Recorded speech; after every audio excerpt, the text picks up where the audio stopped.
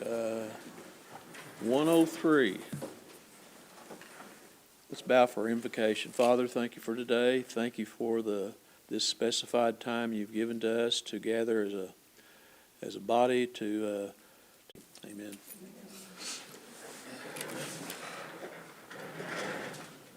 Roll call, Shelley. Yes, sir. Mike Dobbins. Here. Dora Petzkowski. Here. Sasha Black Fox Qualls. Here. Danny Callison. Here. Julia Coates. Here. Joe Deere. Kevin Easley. Here. Lisa Hall. Here. Johnny Kidwell. Here. Daryl Legg. Here. Cody Poindexter. Joshua Sam. Here. Mike Shambaugh. Here. Melvina Shotpouch. E.O. Smith. Here. Condessa Teehee. Victoria Vasquez. Ani. We have a quorum. Thank you, Shelley. I assume that you've had time to look through the minutes. I would entertain a motion to approve the minutes. All those in favor? Aye. Any opposed? On to reports, and we're just going to be George. For some reason, he decided he couldn't make it today. Nah. So George will double up next time, I'm sure, and catch up with us. On to Cherokee Nation Health Services, Dr. Stephen Jones.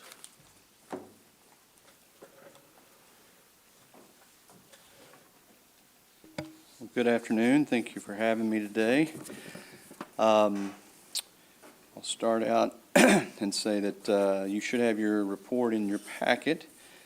I won't bore you going through all the same things we normally go through there. If you have any questions, I'd be glad to answer them. I do have a few things I do want to call your attention to, if I can get my pad here to open up. Construction continues to move as on schedule. I know we've had some weather issues lately, but it hasn't seemed to slow anything down. If you've been up by CNOC lately, you can see the iron that continues to stack up out there, and we continue to move forward with that project.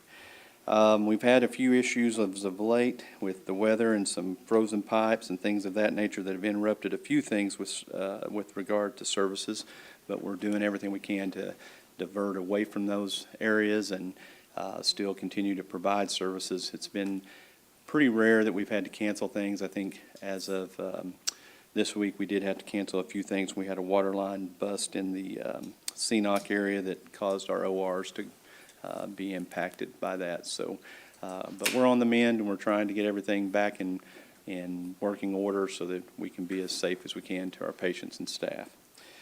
We do have some new things you may have seen came out on Facebook this last week, that new technology that we feel like is going to be imperative to communications with patients. We've been working on this for quite some time, and we're finally moving into the world where you'll get a text message to remind you of your appointments, and you'll have the ability to not have free dialogue back, but there are some yes and no questions that you may get asked. There's another technology that's coming behind this one, and it's going to allow patients to fill out forms prior to their appointments if there's something that they need to be done before they show up for their appointments. So we're looking forward to that, and it should help us to be a little more efficient and have that ability to communicate better. I wanted to let everybody know we've finished our community vaccine efforts now. I think the last report I saw, we did 166 events. Looked like we gave around 7,100, a little over 7,150 flu vaccines and about a little over 2,500 COVID vaccines. So it was successful, as it always is, and people like those that participate, and we like going out in the community and helping with that. And that doesn't include what we were doing in the clinics. Those are just outreach projects that we did. There's been a few questions around on some new programs that we're going to be doing. I am going to try to get a meeting set up so that we can visit with you individually on some of the new pilot programs for Medicare Part D and Part B. We're looking at some opportunities to help some of our patients that have no coverage. So more to come on that, and we'll try to do some individual, maybe some virtual meetings so that you can ask some questions and get a little more informed as we develop those policies. So with that, I'll turn it over to any kind of questions that we have. Questions for Dr. Jones? Sasha? Thank you. With the text updates, I've had a few ask, will that include dental services as well? So the program that runs dental service is called Dentrex. It's a little different than Cerner. There is an integration part, and they do have a program that allows us to do that through them. I'm not sure the go-live date on that. It was important to get the other piece put together first, but yes, that is going to be included in the future. Okay. And also, are you able to provide any information on the autism work group that's coming up? We are having our first town hall meeting, I believe it's this Thursday.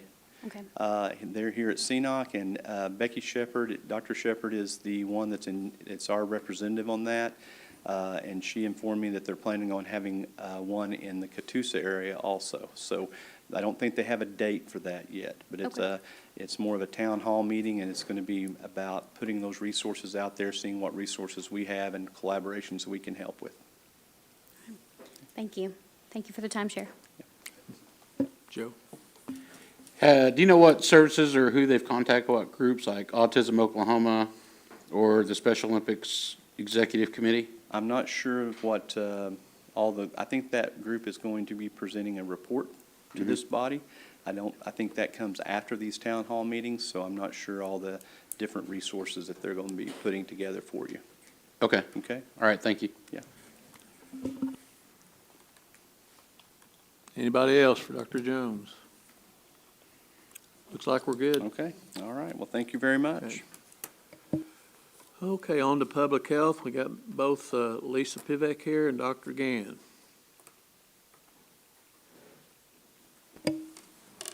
Good afternoon. I'm glad to see all of you. Welcome to 2024, first meeting. Look forward to working throughout the year with you. Glad to see you all made it in safely as well. You have our report for public health, and I'll be happy to entertain any questions. A couple of the highlights that I would mention right now is that we're extremely busy.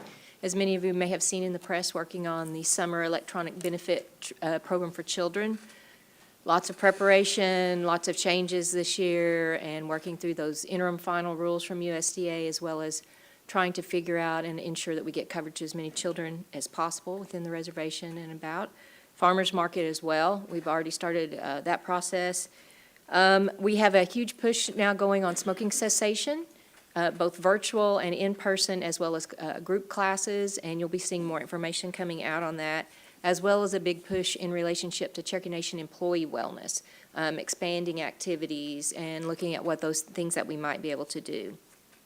We continue to see our numbers go up for use in the Male Seminary Recreation Center. I noticed that the month of December was one of the highest months of the year, which seems a little unusual with all the holidays, but we continue to draw more folks in and expand programming, not only within the Male Seminary Recreation Center, but across our communities, and trying to do new and innovative wellness spaces and wellness activities. So I'm happy to address any questions that you might have. I know the report's fairly lengthy, and some of it's focused specifically on your area, but happy to entertain any questions that you might have.